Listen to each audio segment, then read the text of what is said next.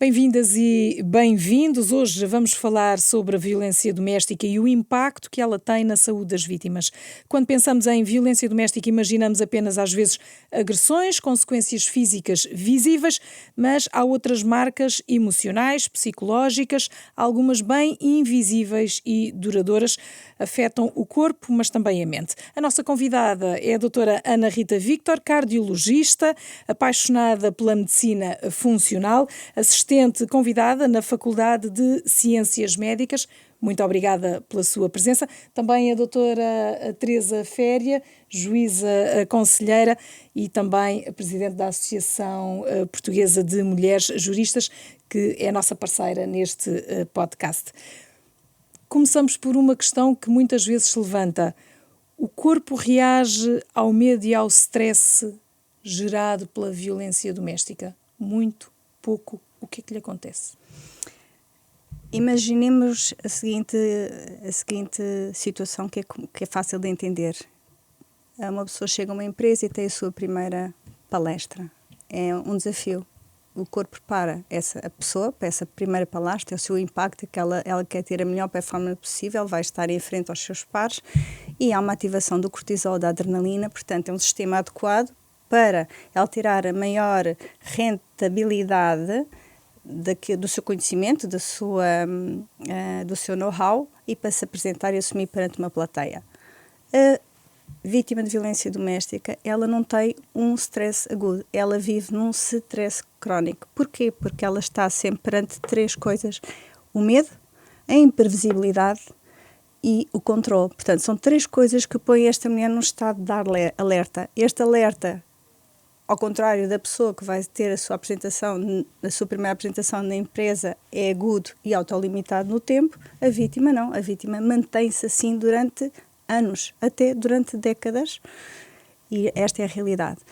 Este formato, esta explosão de cortisol no corpo e de adrenalina tem impactos a nível físico e o mais engraçado, eu acho que se fala pouco nisto, e físico já poderemos lá ir, é no impacto que isto tem para as gerações a seguir. Porque isto não fica só impresso, portanto, não são só consequências do ponto de vista cardiovascular, do ponto de vista cognitivo nesta mulher e mentais, da saúde mental, como já falámos, mas há impacto que fica escrito no DNA da vítima. Fica escrito nos filhos desta vítima, e se for numa mulher grávida, vai até à segunda geração. Não se sabia isto, não se fala disto. Eu acho que isto é extremamente relevante. Porque lá está, esse registro altera hormonalmente. É muito fácil, vou tentar explicar de uma forma fácil. Cada um de nós nasce com uma informação genética, o nosso DNA. Imaginemos um livro, e o nosso livro, o meu, é único, é diferente do seu e da doutora Teresa Féria, certo? Mas nem tudo o que está no livro é lido. Há marcas, há capítulos que vão ficar silenciados e há capítulos que vão ficar passíveis de serem lidos. Quando nós temos o cortisol sempre aumentado, há reprogramação destes capítulos. Os capítulos ligados à inflamação passam a ser lidos. Nomeadamente, há vários genes já identificados, cada vez o conhecimento é maior. Um dos genes que está mais que sabidamente associado é um gene chamado, eu não vou estar a querer complicar, o BDNF. O que é que ele faz? Ele está intimamente associado à memória, à capacidade cognitiva, à neuroplasticidade. Quando a vítima está sob stress persistente, este gene passa a ficar hipermetilado, ou seja, ele vai ficar silenciado e nós precisamos dele para funcionar, para criar memórias, para fazer associações de ideias, para estarmos aqui e nos sabemos articular e comunicar. E, portanto, é isso que acontece. E há estudos, como diz, não é? Há estudos, há imensos estudos. Há um estudo muito interessante, que foi dos primeiros, que foi o projeto Ice Storm, que foi um estudo na sequência da tempestade de gelo em Quebec, no Canadá, se não me engano, em 1998. E o que é que se fez? Eram mães grávidas e estudou-se através de um swab bucal, de uma colheita de células na mucosa das crianças aos 8 anos e aos 13 anos. Estas crianças tinham alterações em quase aproximadamente 1000 genes ligados à imunidade. Ora, estamos a falar de uma tempestade que durou 2 semanas em média, e quando falamos em vítimas, nós não estamos a falar de 2 semanas. Se uma tempestade tem este impacto nestas crianças, que impacto terá a violência doméstica mantida no tempo? É de facto uma realidade que não se fala e que tem uma expressão, como diz, de geração em geração. 2 gerações. Tem um impacto transgeracional. Se olharmos para uma das suas especialidades, neste caso o coração, e depois podemos olhar para outras questões também. O que é que, por norma, também aqui, porque nós sabemos também nessa apresentação, o coração fica a palpitar, o sangue circula não é, mais rápido, aquecemos um bocadinho ou esfriamos muito, portanto isso lá está, é o momentâneo. Mas que registro é que fica? Eu posso ter a pessoa que vem ter comigo, ou posso ter, portanto, a pessoa que vem ter comigo à consulta, ou a pessoa que desabafa comigo. E há as manifestações imediatas, as manifestações mais comuns. A pessoa pode ter queixas de palpitações, de disritmia, pode andar com a tensão mais alta, que está mais que sabidamente associado. Isto é aquilo que, no fundo, dentro do iceberg, é aquilo que se vê, não é? É aquilo que a vítima consegue expressar, é aquilo que nós conseguimos medir. Mas, da mesma maneira que eu falei com o cortisol em relação ao cérebro e falei deste impacto transgeracional, vou pegar neste cortisol agora aqui para o coração. Porque o cortisol mantido no tempo tem associado a si mesmo várias implicações. A primeira é a inflamação. Ora, a doença coronária, que está associada ao infarto agudo do miocárdio, não é uma relação unívoca. Colesterol alto igual a infarto agudo do miocárdio. Nós sabemos que tem que haver um ambiente inflamatório para isso acontecer. Daí a associação de infarto agudo do miocárdio, de AVC, de insuficiência cardíaca, estar tão associado à vítima de violência doméstica. Há um estudo, este estudo do Journal American Heart Association 2022, que é particularmente interessante. Porquê? Foi um estudo que decorreu ao longo de 22 anos e que englobou mulheres de 42 a 52 anos e mediu o impacto de 3 tipos de violência doméstica. A violência doméstica na infância, a violência doméstica na vida adulta e a violência doméstica por parceiro íntimo. E o que é que verificou? Que o aumento de risco cardiovascular na infância era de 65% e que ao fim de 7 anos do estudo a violência por parceiro íntimo, ao fim de 7 anos, já era estatisticamente significativa. Portanto, estamos a falar de infarto, de AVC, insuficiência cardíaca e necessidade de revascularização. Mas mais interessante é que, quando foram associar, neste estudo olharam para outro aspecto, que foi o quê? O efeito cumulativo. A vítima de violência doméstica, se na infância também foi vítima, ela teve um risco maior de infarto, insuficiência cardíaca, revascularização e AVC. Portanto, há um efeito cumulativo se ela... Exatamente. E há um acréscimo ainda de cada vez se sabe mais, não sabemos ainda tudo, mas cada vez sabe, e os dados aqui são dados estatisticamente significativos. Portanto, ao fim de 7 anos já temos um desvio das curvas. Homem e mulher, o efeito é diferente? Só por si, as mulheres têm um delay das manifestações cardiovasculares de 10 anos, porque nós estamos protegidas por 10 anos em relação aos eventos cardiovasculares. Daí se falar que a mulher na menopausa fica protegida se fizer terapia de hormonal substituição na primeira década, não é? Porque se compararmos, aliás, a grande polémica que houve no estúdio WHI em relação ao médio que a FDA veio a publicar há 20 anos atrás, que a terapia de hormonal estava contraindicada, quando olhamos para a média de idades dessas mulheres era de 63 anos. E isto porquê? Não é a idade média de uma mulher que entra na menopausa. Porque queria-se tirar ilações do ponto de vista cardiovascular. Então houve um viés do estudo, mas com resultados altamente prejudiciais para as mulheres. Portanto, não podemos comparar para a mesma idade homens e mulheres. E as mulheres estão subrepresentadas nos estudos. Isto é uma realidade. Essa é uma realidade um pouco por todos os estúdios da medicina. Todos. Havia aquela ideia de que o facto da mulher ter variação hormonal, isso poderia não tornar os estudos tão fidedignos, não é? Mas o que é certo é que também não só por isso, eu acho que foram subrepresentadas. A maior parte dos estudos envolvem predominantemente homens. Esta subrepresentação dos estudos na medicina, da subrepresentação das mulheres, é uma coisa constante ao longo da história. Por exemplo, eu recordo-me de ter, quando estudei a medicina legal, de ter tido conhecimento que as primeiras autópsias das mulheres foram muito tardias relativamente às primeiras às autópsias dos homens, e que só aquelas mulheres que morriam na prisão é que eram autopsiadas.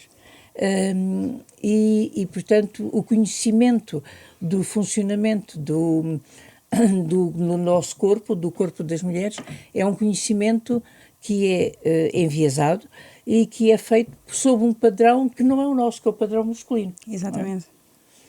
Se olharmos, há pouco dizia se as recebermos em consulta ou se conversarmos com a pessoa, não sei se eventualmente já alguma vez lhe aconteceu ou se no diagnóstico acabou por se deparar nas perguntas que faz naturalmente aos doentes ou suspeitou de alguma situação, mas queria lhe perguntar como é que se chega lá, porque é uma consulta ou é uma avaliação clínica, como diz, que pode ter vários fatores, entre eles este que estamos aqui a falar.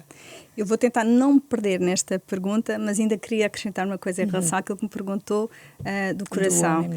Pronto, tinha começado pelo cortisol e dei como exemplo este estudo. O que é que o cortisol faz? Inflama, daí falei da doença coronária, mas o cortisol também causa uma desregulação do açúcar no sangue, ou seja, vamos ter mais gordura visceral. Gordura visceral já sabemos que também é um fator de risco para a doença coronária.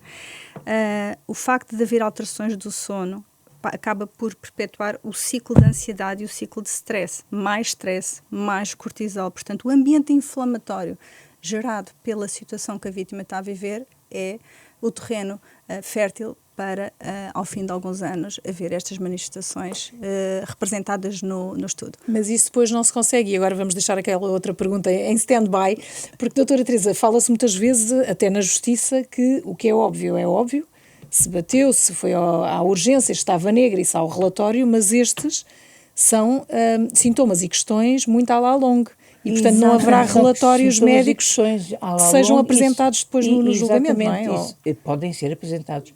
Podem sempre ser apresentados. Mas caso exista a situação naquela altura, não é? Desde que existe essa situação, mas estas situações nós temos conhecimento de quando efetivamente chegam ao julgamento, já os factos começaram a ocorrer muito tempo antes e, portanto, é materialmente possível já conseguir detectar esse tipo de sintomas, não é? Uhum. E, portanto, desde que, obviamente, sejam feitos os exames adequados. E para serem feitos os exames adequados é preciso que, quer no Ministério Público, quer na magistratura judicial, quer também na advocacia, exista o conhecimento técnico para requerer que sejam feitos, requerer a advocacia e o Ministério Público decidir, a magistratura judicial decidir que sejam feitos determinados exames, determinadas perícias médicas que possam comprovar ou não comprovar a existência desse tipo de sintomas, não é?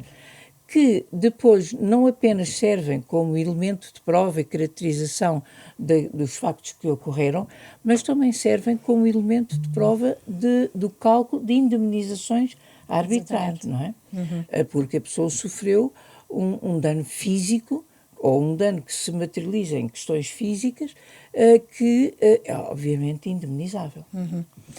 E esses relatórios são, ou seja, esses diagnósticos são fáceis de fazer ou nem por isso? Nem por isso. Não penso que se fala ou que estejamos nós médicos alertados para isto. Falando agora desta questão dos médicos, portanto eu tenho 54, na minha época em que estive na faculdade, e não sei se mudou, portanto não posso falar do que não sei, mas a Convenção de Istambul até ser retificada foi em 2013, não foi? Depois cá em Portugal. Não, a Convenção de Istambul foi em 2011. Foi assinada em 2011, mas entrou em vigor em 1 de agosto de 2014. 14 aqui em Portugal. Em todo o mundo. Em todo o mundo, Sim, foi. em todo o mundo, não em todos os países do Conselho Da Europa, não é? Exatamente. Isto para dizer que, portanto, antes dessa altura não havia essa sensibilização dos médicos, não havia formação dos médicos, não sei como está agora, mas nós médicos não tivemos essa formação. Eu acho que hoje em dia estamos um bocadinho entregues, ou algo muito evidente, ou tem a ver com a nossa sensibilidade, ou porque estamos alertados para o tema, algum amigo, vivenciamos alguma coisa, experienciamos outros utentes e temos vindo a aprender com o tempo o que é que temos de estar atentos. Porque eu acho que o médico hoje em dia e o sistema como se montou tem muito pouco tempo para estar com os doentes, isso não é desculpa, mas ele provavelmente, se suspeitar de alguma coisa, para ele suspeitar, ele tem que ser chamado a atenção ou tem que estar sensibilizado para que isso possa acontecer, porque muitas vezes aquela mesma mulher que vai, portanto, uma mulher que vai à consulta de reumatologia queixar-se de fibromialgia, vai ao gastroenterologista queixar-se de síndrome de cólera irritável, ao neurologista de cefaleia crónica e à ginecologista de dor pélvica crónica, pode ser a mesma mulher, mas falta a pergunta certa. Existe algo que se passa em casa, sente-se seguro em sua casa. Poucos de nós estamos alertados para fazer esta pergunta quando há indícios, mas para estar sensível aos indícios nós temos que pensar neles. É como fazer um bom diagnóstico às vezes. Nós temos que pensar no diagnóstico. Ele tem que estar aqui no nosso algoritmo para nós chegarmos até ele. Se não pensarmos nele, se não passou pelos nossos olhos, que se nunca o estudarmos, não nos vai ocorrer. Hoje em dia, felizmente, temos internet, temos, para além dos manuais, cruzamos informação, conseguimos até ter na perspectiva, no horizonte, muitos outros mais. Mas estava-me a perguntar de doentes, lembro-me do caso de duas doentes muito distintas, isto envolve aqui a normalização e o branqueamento do que é a violência ou não é violência, que tem um bocado a ver com também quem era a nossa família e como eram os nossos avós e que valores e que normalidade foi passado para nós, porque isto é assim e nós somos todos diferentes, com famílias muito diferentes. Estava eu a fazer ecocardiograma não há mais do que 3 semanas e eu pergunto sempre, é normal nós perguntarmos porque é que vem fazer este exame e a utente só diz que se sente efetivamente muito mal e que cansadíssima e que esteve para ir à urgência. E a seguir ela dizer esta frase, diz, então e não foi porquê? Se eu fosse, o meu marido havia de deixar normal, ele não me deixa ir à urgência. E já aconteceu, há 5 anos, ele também não me deixara ir ao serviço de urgência e eu acabei por ter que ir e era uma apendicite. E assim, então olha, vou-lhe dizer para ir à urgência se voltar esta dor a aparecer no peito, porque pode ser um infarto agudo do miocárdio ou não, mas esta dor não é para ficar em casa, independentemente do que é que o seu amigo, do seu marido diga. E o que é que ela me diz? A minha mãe já me dizia, o teu pai também já me batia. É que o marido desta senhora batia-lhe. E ela ainda respondia, portanto, ela já tinha normalizado, como a mãe disse aquilo, como o pai dela era muito mais agressivo do que o meu marido ainda é melhor do que o meu pai. E quando eu lhe pergunto, então, e acha normal viver nesse... Nós não devemos julgar, mas ela levou aquilo de uma maneira... Falou de uma forma tão espontânea. E porquê que ela falou desta forma espontânea? E parecia resolvida, não é? Com a versão do que e estava eis que sai-se com esta frase que eu achei deliciosa. Disse assim, olha, doutora, eu tenho este peso que vê, o meu marido é pequenito, sabe o que é que me aconteceu da última vez? Ele já não se mete mais comigo, eu até se calhar vou à urgência, porque da última vez fui eu que lhe bati. E sai-se com esta. Portanto, ela já deixou de ter medo dele. Portanto, eu fiquei a pensar naquilo durante o dia todo, mas o que eu fiquei a pensar não foi o facto dela ter-se imposto, foi o facto dela normalizar durante uma vida inteira, estou a falar de uma mulher de 60 anos, normalizar uma vida inteira que o meu marido nem é tão mau como o meu pai. E não poder ir ao serviço de urgência, e não poder ter amigos. Estava isolada. Mas agora tinha chegado a uma fase diferente. Lembro-me agora de uma história mais normal, que esta é mais frequente, de uma jovem diferenciada, socialmente com um bom enquadramento, com uma boa profissão, bem colocada, e apareceu-me com palpitações e com a tensão ligeiramente alta, não tinha história na família e pareceu-me extremamente ansiosa. Tinha de base uma taquicardia sinusal, ou seja, nós todos temos uma variação da frequência cardíaca, mas ela tinha uma frequência cardíaca em repouso alta. Portanto, era uma mulher que não estava bem, estava com o sistema simpático ativado, e eu não lhe fiz qualquer pergunta direta, como aqui com esta senhora que já levava aquilo de uma maneira descontraída e leve. Eu pude brincar, dizer algumas coisas, mas ela já estava resolvida, como disse bem. Mas esta jovem tinha 30 e poucos anos, tinha 2 filhos e pedi-lhe um Holter. De facto tinha umas extracistos, nada de especial, mas ela tinha todo um ar de tristeza, tinha um ar de alerta, de intranquilidade que me chamou a atenção, e na minha história clínica perguntei-lhe, e costumo varrer isto assim: a nível profissional está tudo bem? Em casa, como é que está? E a nível de enquadramento social dos amigos, para tentar perceber se a pessoa tem vida de relação, não tem vida de relação.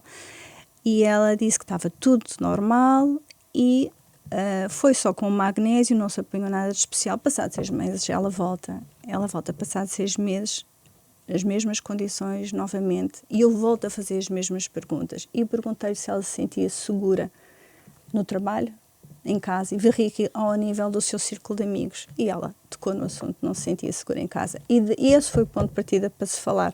Mas eu vou sempre ao lado profissional, porque as situações de bullying profissional também podem se manifestar desta maneira. As pessoas ficam altamente perturbadas, com quadros depressivos, de ansiedade, de perturbações do sono, porque também tem uma tradução a nível bioquímico nas pessoas. E, portanto, essa abordagem, como diz, faz toda a diferença, e neste caso foi só uma palavra, não é? Foi. Que é o segura. Mas foi o segura, e pôr logo os 3 eixos. É no profissional, para a pessoa não se sentir... a pessoa tem que sentir confiança com quem está a falar. Ela não foi capaz de falar na primeira vez, mas quando eu vi de novo que os exames eram completamente normais, novamente aquela taquicardia sinusal de base, ela tinha 98 batimentos por minuto em repouso a falar comigo, o que com aquela ansiedade que ela transparecia, não me pareceu nada normal. Eu achei sempre que havia algo para ser dito, que ela não estava naquela primeira consulta. E eu pensei, não vou forçar nada, as perguntas foram feitas. Da segunda vez, quando voltei a vê-la, as perguntas já foram quase que equiparar o profissional, o relacional e em casa, para a pessoa se sentir convidada a falar. Volvidos uns quantos anos, refez a vida, está tudo bem com ela e não tem mais queixas, e foi-me visitar há uns 3 meses a contar que estava bem. Lá está, porque, como dizia, há uma relação de médico, que é aquela parte clínica, mas é preciso esse tal outro lado. E o que é que se faz quando se ouve este tipo de situações? Ou seja, consigo médica ou até com o enfermeiro que faz uma triagem antes, com quem eventualmente a vítima sinta essa tal confiança em falar e em deixar algumas pistas. O que é que se faz depois? Eu acho que depende muito do contexto em que estamos. Eu acho que muitos colegas, posso falar ainda de outro episódio que eu vivi, era muito novinha, mas depois não me deixo perder. Eu era muito novinha, tinha acabado de chegar ao meu primeiro ano de internato, portanto era tutelada, e estava na triagem. Nós éramos obrigados a fazer umas horas de triagem quando estávamos de banco, e era rotativa. E de repente aparece-me uma mulher com o seu tio na triagem, com queixas ginecológicas, e o tio ali ao lado atrás dela, ele é que falava por ela. Eu achei aquilo estranhíssimo, nunca tinha vivenciado nada assim. E achei que alguma coisa está errada. Chamei a assistente social, fui falar com a minha chefe, não sei o que é que aconteceu depois, mas eu não achei normal. Quando alguém invade o espaço da pessoa, não a deixa falar, e acho muito estranho, um tio, senti que podia haver qualquer coisa mal esclarecida, mal contada naquela história. Nessa altura eu era muito nova, não saberia o que fazer, portanto achei que tinha que falar com o meu superior e chamar a assistente social do hospital, e foi o que fiz. Aqui o que se passa, ainda não vou falar de mim, vou falar se calhar dos colegas. Reparem, aquilo que eu estava a falar há bocado, estamos numa medicina difícil atualmente. Eu acho que há poucos médicos, as consultas são muito curtas, passámos a ter cada vez mais a medicina mais orientada para a organicidade, é quase como se tenho queixas, eu vou ao cardiologista com o meu coração, não tenho nada com o coração, então do coração não há nada, mas eu continuo com a queixa. Levo os meus pulmões ao pneumologista. O pneumologista diz que não tenho nada nos pulmões, mas eu continuo com a queixa. Ou seja, aquela integração da medicina como um todo da pessoa e tentar tentar procurar as peças para ir ao encontro do que é que esta pessoa efetivamente se queixa, não há esse tempo hoje em dia. Portanto, esta medicina sem tempo, eu penso que o médico que não teve a formação também, de alguma maneira, tem medo de abrir a caixa da Pandora. Eu acho que ele poderá ter isso. E acho que depende de pessoa para pessoa. Porque ocorre-me isto, uma utente minha que estava a viver um processo, já se tinha separado e que estava a pedir relatório para mim daquilo que eu vivi, que presenciei, e foi pedindo relatórios a outros médicos e tinha pedido o relatório à ginecologista e a ginecologista não se interessou, não fez. Portanto, não se quis envolver no caso. E ela estava demasiado desgastada com isso. Porque ela tinha ido à ginecologista, tinha ido sempre com o parceiro, tinha tido N infecções, doenças sexualmente transmissíveis, N infecções por HPVs diferentes, de estirpes diferentes, veio a ter uma doença inflamatória pélvica e ela não se disponibilizou de uma forma serena. Inclusive, ela chegou a estar em consulta com essa médica num choro completo durante quase a consulta inteira. Portanto, eu acho que isto também depende da... Nós médicos, que ser educados, temos que aprender a valorizar, temos que entender que o direito da mulher é igual ao direito dos homens e não é assim ainda. Portanto, está a falar de uma... Quando falava integrativa, está a falar de uma figura semelhante ao chamado clínico geral. Completamente, sim. Portanto, alguém que percebe que aquela dor no joelho, por exemplo, não é apenas uma questão articular ou de articulações, é uma inflamação e assim, a causa, a natureza dessa inflamação tem a ver com uma situação da vida de todos os dias, designadamente de violência. Pode. Estava a sair da clínica com um colega meu, que é cirurgião vascular, e ele estava a contar no elevador que tinha visto uma mulher com uma massa pulsátil na região aqui de uma artéria do tornozelo, e quando lhe passa a sonda vê um aneurisma e um falso trajeto, e veio acabar por perceber que ela tinha tinha sido pontapeada ali, portanto, e vai ficar com uma complicação para o resto da vida, não é verdade? Mas se ele fez alguma coisa, não, eu perguntei, mas o que é que tu fizeste? E ela disse assim, ela já se tinha separado. Agora, o que é que nós médicos poderemos fazer? Como é que isto, doutora Teresa, poderia ser articulado para nós protegermos estas vítimas e para isto ser sinalizado? Eu acho que passa por formação, não é? E não impedir, não impedir que elas voltem à consulta, porque como dizia, claro. Não é? Vai a uma primeira, diz uma parte, mas se souber, ou se for contactada por outra entidade, porque se soube ou se suspeita que ela pode não voltar, não é? Também já foi uma questão que falámos aqui. É porque o médico muitas vezes é o contacto externo, é o pouco contacto que sai fora do controle do parceiro. Quando elas não conseguem chegar. Nós já falámos aqui da necessidade de estabelecer uma relação de confiança, da credibilização da vítima, de não pôr em causa sistematicamente as suas declarações, de tomar a indicação de que mas eu não me sinto bem, mas eu tenho de vez em quando dores, ou daquele desconforto como um sintoma, um indício de que algo está errado. Mas do ponto de vista de quem exerce a medicina, eu penso que haveria, para além da formação, talvez, e isto é quase que uma pergunta, uma outra coisa, que era se houvesse um protocolo uniformizado relativamente portanto, que abrangesse diversas áreas de funcionamento do corpo, que pudesse ser junto depois aos chamados relatórios de avaliação de risco, para verificar esta senhora queixa-se sistematicamente, e vou inventar, queixa-se sistematicamente de palpitações, ou tem uma frequência cardíaca excessiva, ou tem sistematicamente más digestões com grande acidez, e obviamente estou a inventar. O trânsito intestinal, por exemplo, muito acelerado, o síndrome do cólon irritável, que está muito associado às vítimas devido ao seu stress. Pronto, também. Um protocolo que abrangesse várias áreas, que pudesse justamente indiciar este tipo de situações. Quase como uma grelha, no fundo, Uma checklist. um checklist, e Justamente. quando se associasse, por exemplo, 3, 4 critérios, houvesse um bullet que chamasse a atenção para o médico e obrigasse a ser despistado aquela situação da forma ideal, não é? Sem pressão, sem causar problemas adicionais à vítima, para não levar as sanções depois em casa, mas seria uma ideia.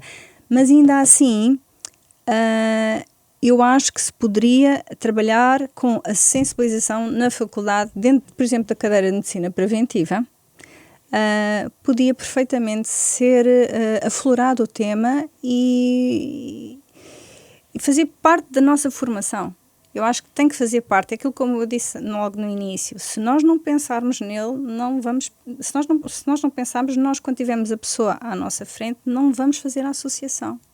É aquilo que eu estava a dizer, o doente que se queixa de cefaleias crónicas, o limiar da dor das vítimas de violência doméstica é diferente de uma mulher normal. É mais resistente. Não, é ao contrário. Está desregulado o limiar de dor a nível do hipotálamo. Elas sentem, por isso é que elas têm tantas queixas de dor crónica, da cefaleia crónica, e elas não estão a vitimizar-se. Isto está desregulado devido ao número de anos em que elas se expuseram. Portanto, elas têm mais fibromialgias, têm mais dor pélvica. E a dor pélvica não é só devido às lacerações, da coerção sexual, não é só devido às doenças sexualmente transmissíveis e à doença inflamatória pélvica, aos pontapés que sofrem na região pélvica e aos murros no abdômen, às lacerações, não é? Na mucosa. Quer dizer, a dor engloba tudo isto, mas há uma parte que tem a ver com como é percepcionada a dor destas mulheres. Então, o limiar é menor, elas têm mais queixa, sim, fica desregulado. E o médico, o clínico, acredito que fique sempre tendo essa iniciativa e essa sensibilidade, como diz, que pode variar de médico para médico. Varia de pessoa para pessoa, com certeza. Portanto, a vítima do outro lado estará sempre dependente de haver ou não essa capacidade de fazer essas perguntas e de despistar, mas depois, tendo a informação, também haver essa capacidade de, e agora, vou contar isto a uma autoridade policial, ou o que é que eu faço? Não é? Há aqui duas barreiras. Exatamente, eu tive essa curiosidade de tentar perceber o que é que está acima. Parece que o dever para com o crime público é superior ao segredo médico. Portanto, é o que deveríamos fazer. Não creio que isso se faça. Eu acho que as consultas são muito curtas. Jurídica, estamos perante uma figura que designamos de colisão de direitos. É. E nessas ocasiões, o que se tem é que valorar em concreto qual é aquele que se deve sobrepor.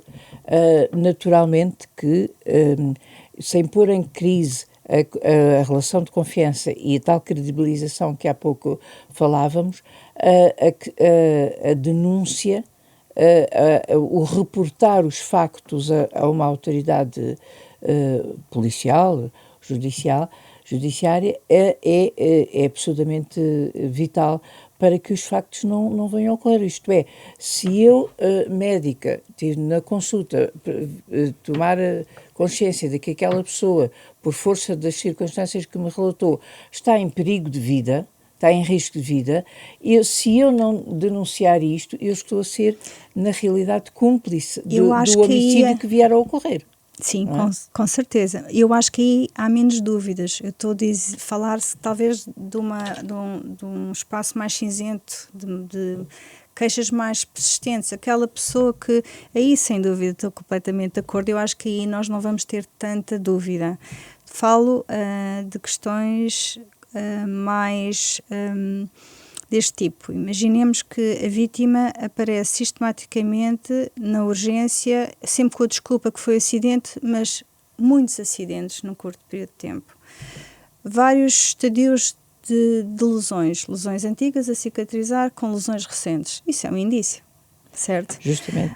Mas aí, nesse tipo de circunstâncias, eu creio que a forma adequada de compatibilizar, creio, não é uma afirmação perentória, a forma adequada de compatibilizar esta oposição, este conflito, seria começar por ganhar, e justamente investir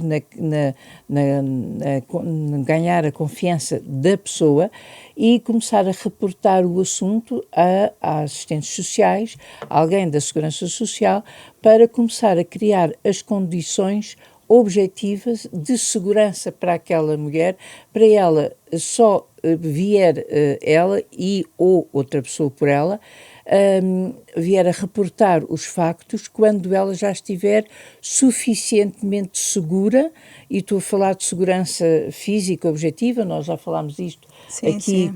quando estivemos com aqueles oficiais da PSP e da GNR, segurança pessoal, que está prevista na lei, que é possível de ativar, e que ela se possa sentir não apenas a tal relação de confiança, mas já se sentir empoderada o suficiente para então iniciar todo o percurso judicial que for necessário. Isso passa sempre por, também um pouco como dizia a doutora, não é? Colocarem-se na pele, porque uma coisa é ver a máquina, vamos falar assim, como diz, se é o coração, se é o pulmão, é uma máquina onde se vai arranjar uma coisa ou outra. A partir do momento em que olhamos para as razões, depende muito depois dessa sensibilidade, e depois há essa tal sensibilidade que é, eu estou perante o facto, e eu tenho agora coragem para o que é que eu vou...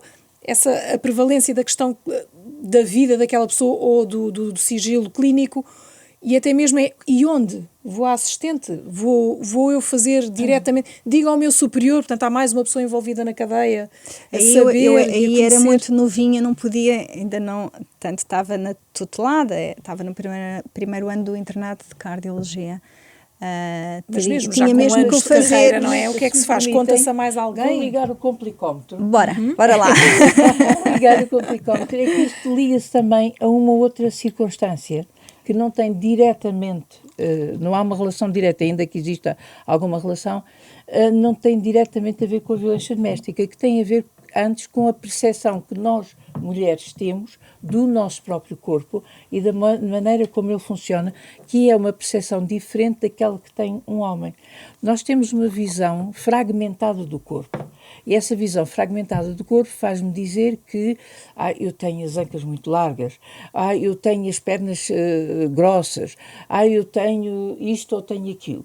E, consequentemente, faz com que eu tenha uma dor no peito. Mas é só uma dor no peito. Não afeta o funcionamento do corpo enquanto tal e, portanto, eu continuo a trabalhar, a fazer ou a acontecer o que quer que seja, porque tenho aquela dor no peito, ou nas pernas, ou na barriga, ou seja onde for. Os homens têm uma visão diferente do respectivo corpo, têm uma visão de unidade.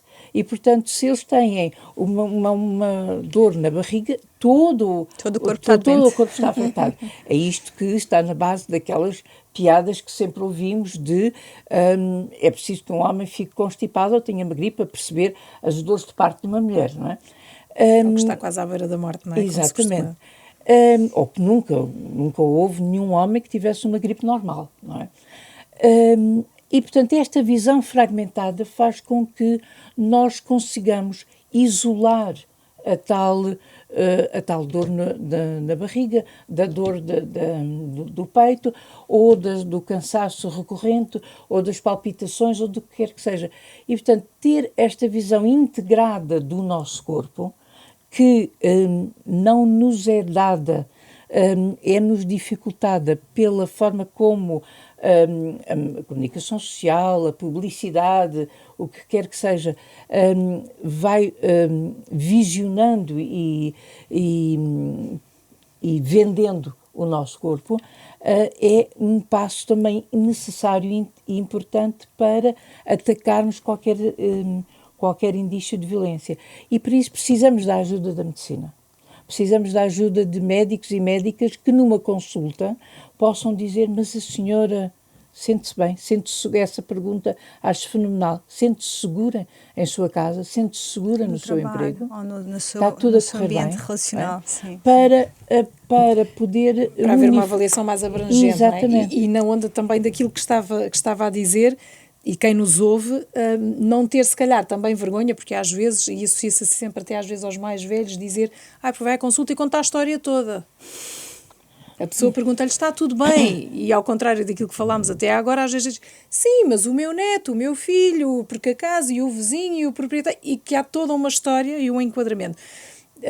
Não falando dessas idas desta forma à consulta, mas também a pessoa não sentir vergonha, se calhar, de quando chega ao pé do médico, poder descrever outras circunstâncias que possam eventualmente, não sabendo nós se têm ou não alguma relação com a tal dor específica, mas que possam ajudar a lá chegar e não haver essa vergonha. O médico ou a médica ter tempo para ouvir. Exatamente, É? e a saúde hoje em dia está complicada. Se calhar essa pergunta poderia fazer parte das perguntas numa primeira consulta do primeiro utente, ou seja, essas perguntas serem realmente valorizadas e aprendermos que temos que as fazer, mesmo que não seja adequado para aquele doente, mas as perguntas foram feitas, acabará por se encaixar num ou outro doente.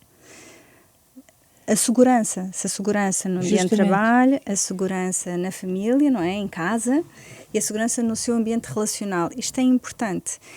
Se calhar nós temos que fazer estas perguntas, fazer parte do esqueleto das perguntas, não é? Além dos antecedentes familiares, antecedentes pessoais, os fatores de risco cardiovasculares, a medicação, não é? A segurança. Fazer parte do nosso esqueleto, da anamnese. É uma excelente ideia. Mas, voltando aqui atrás à parte da violência em si, que tal nós pensarmos em formas de irmos às escolas, não sei como é que isto poderia ser feito, para ensinar aos jovens que meninos e meninas são iguais. Isto é, têm os mesmos direitos, os mesmos deveres. E ensinar que há comportamentos que não são normais.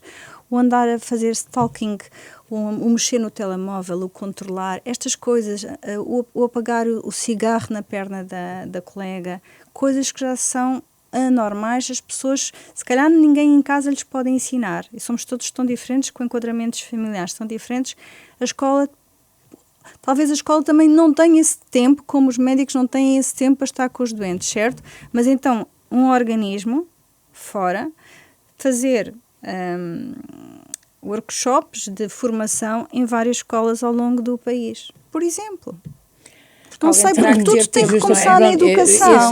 Nós já falámos disso aqui, começar na educação. É mais do que uma ocasião, mas este é justamente um dos projetos que a Associação Portuguesa de Mulheres Juristas tem em curso, e ainda ontem foi realizada uma sessão com uma escola secundária de Cantanhede e com a colaboração e participação do Tribunal Judicial de Cantanhede, do Magistrado Judicial e do Ministério Público de Cantanhede. Justamente fizemos uma simulação da prática de um crime de violação, em que os estudantes foram ouvidos, a vítima, as testemunhas de defesa, as testemunhas de acusação, e depois os profissionais desempenharam os papéis profissionais. E justamente isso permite que as pessoas, que os estudantes fundamentalmente, discutam os comportamentos que levam a esse tipo de condutas e a relevância criminal que eles têm, não é? Queria-lhe só, já estamos na nossa reta final, queria-lhe perguntar, como médica trabalha também e convive com os enfermeiros e com os administrativos, fazem todos parte da mesma equipa. Nota que eventualmente, até por via dos crimes sexuais, há vários alertas da preservação de provas, etc. Agora não estou a falar da cardiologia naturalmente em particular, mas nota que de facto para os crimes sexuais e na enfermagem muitas coisas já se falaram e de facto as pessoas estão um bocadinho mais alerta para esse fenómeno, mas que para este que estamos aqui a falar estão mais ou menos ao nível dos médicos, como estávamos a dizer, depende da pessoa. E depende da sensibilidade da pessoa. Eu acho que os enfermeiros, acho que deve ser dito, os enfermeiros têm um papel extremamente importante. Eu costumo dizer que nós temos quando as pessoas estão internadas ao nosso cuidado, o médico tem um papel muito pequeno, pode ser extremamente eficiente, mas não é ele que acaba por conhecer mesmo o doente. Quem está com o utente é o enfermeiro. O enfermeiro é altamente importante. No fundo, o enfermeiro acaba por estabelecer ali A enfermeira, quem quebra o gelo, enfermeira e muitas enfermeira. vezes, Eu, por acaso, onde eu estava, ainda há bastantes enfermeiros, mas sim, quebrar o gelo e permitir comunicar. E, volto a dizer, também tem a ver com a sensibilidade do enfermeiro. Há algo que tem a ver com a sensibilidade da pessoa. Mas se houver educação e treino, a pessoa pode ficar sensibilizada. E como nós somos frutos também de valores que adquirimos dos nossos pais e dos nossos pais, dos nossos avós, se houver uma intervenção, como a doutora Teresa Féria estava a dizer, de formação de intervenção, isso vai homogeneizar mais e mais cedo e vai diluir este impacto das gerações, não é? Porque teria que ser isto. É que nós não estamos a falar de uma sensibilização para eu gostar mais de paisagens bucólicas ou de preferir um mar agitado. Sim. Nós estamos a falar de sensibilização de percepção de questões que são relevantes para os direitos fundamentais. E portanto, que é necessário que seja algo que o Estado tenha um extremo cuidado. Não é? E, portanto, essa sensibilização só se consegue com a dita formação e educação. Não é? Sem dúvida. Para terminarmos, doutora, que mensagem é que deixaria relativamente a esta temática para quem vai às consultas e para quem está do outro lado lá, perante o doente? Eu acho que para quem vai às consultas, acreditar que o médico pode ouvir a pessoa, pode, se a pedido dela, conter a informação, mas que tem ali uma pessoa que estará ao lado dela para confiar, para partilhar, para não ficar com medo. Na verdade, isso seria muito mais lato. Dizer a uma vítima, eu teria imensas coisas para dizer a uma vítima, mas uma vítima que vá à consulta, perceber que na consulta é uma grande oportunidade de fazer, se calhar, a diferença, porque passa a ter alguém que a pode clarificar, até porque estas mulheres, muitas vezes, pelos mecanismos que eu já aqui expliquei, estão confusas, sentem-se inseguras, estão com medo, não veem as coisas com clareza. Elas não veem as coisas com clareza. Parece tudo muito mais agigantado, muito mais complicado, e o médico poderá ser o início de uma caminhada. E para falarem com ele... Interromper.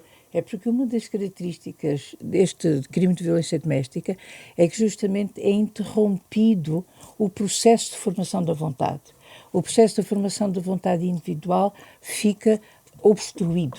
E, portanto, a pessoa perdeu a sua autodeterminação, perdeu a vontade, não se forma de uma maneira livre. E, portanto, tudo isto tem a ver justamente com isso. Não é? Portanto, a mensagem para a vítima, a mensagem para os médicos, estarem abertos a ler algumas coisas sobre o tema, para olharmos para isto como um fenómeno, não só um problema de saúde pública, mas um problema de saúde transgeracional, e que nós podemos fazer diferença. E na minha área, pelos vistos, bastante. E foi um prazer ter lido algumas coisas que eu não estava tão up-to-date, mas que fui em busca para perceber até onde nós já vamos em termos de conhecimento sobre o impacto destes anos que a vítima passa, o impacto que ela vai ter a 20 e a 30 anos. É incrível, não é? Muito obrigada, doutora Ana Rita Victor. Ajude-nos a partilhar este conteúdo.